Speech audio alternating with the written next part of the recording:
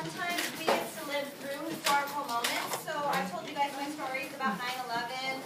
If you ask your grandparents, they can probably tell you some stories about World War II or the Vietnam era. Your parents might also be able to tell you some stories about that.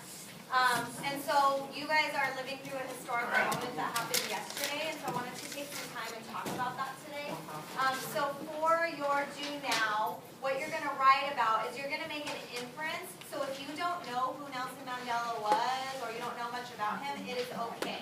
Because I actually want you to make an inference based on the information that I'm going to give to you. Okay, so I'm going to explain the do now, and then I'm going to give you 5 minutes to get it done. Lashonda, is this about? He died yesterday. Yes, thank you. So he died. Thank you for sharing that with us. Yes, he died yesterday. And so we're going to talk a little bit about him later on during class. So this was not planned, but I did not want to go through today and not recognize this moment because I think that it's important to recognize when we're living through history. So your do now for today is comparing something that you guys might know a little bit more about to something that you may not know very much about. Okay, so the purpose of the do now today is to compare these two things so that you can make some educated guesses or inferences about who Nelson Mandela was, or maybe what he was for or against. Okay, so the Mockingjay emblem, how many of you guys have seen or read The Hunger Games? Okay. So the Mockingjay emblem from The Hunger Games is a symbol against oppression. Okay, in the movie or book Catching Fire, which is the one that's out of theaters right now. Yesterday the world lost a great man, Nelson Mandela. So I am wearing a Mockingjay necklace. Many of you have recognized me wearing this at other times. But today I'm wearing it in memory of Nelson Mandela. Okay?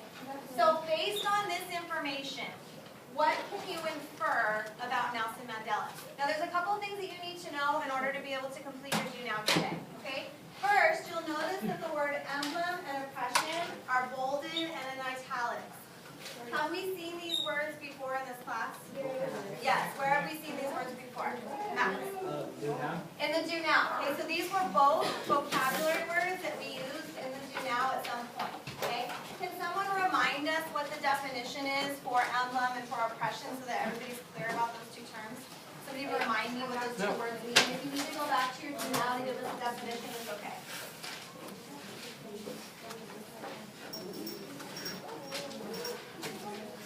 Yeah, DeMarcus.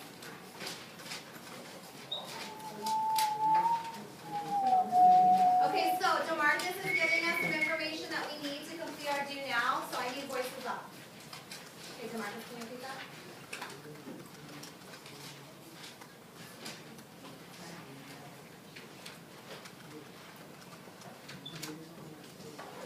Good. So what DeMarcus said is that an emblem is a symbol that stands for something else.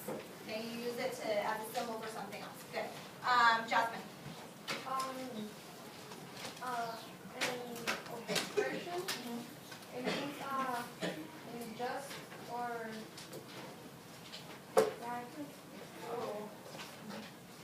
control thinking. Yeah, read the whole definition.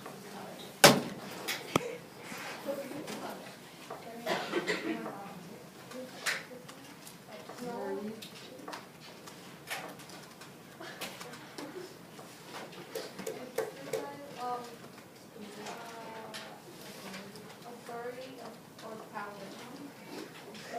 So it's unjust or cruel, right? And it's a way to exercise authority or power over someone else, right?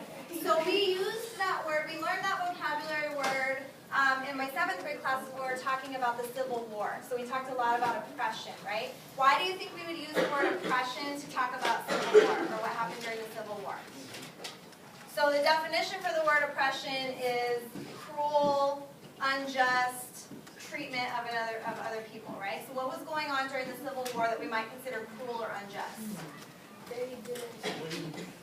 What? Slavery. Yes, slavery, right? So slavery was cruel and unjust to the people who were slaves, right? So we use the word oppression a lot when we're talking about that. So thinking back to the Hunger Games, who was oppressed in the Hunger Games? The people that lived in the district, or I'm sorry, yeah, the people that lived in the capital, or the people that lived in the districts? Who was oppressed? The people that lived where?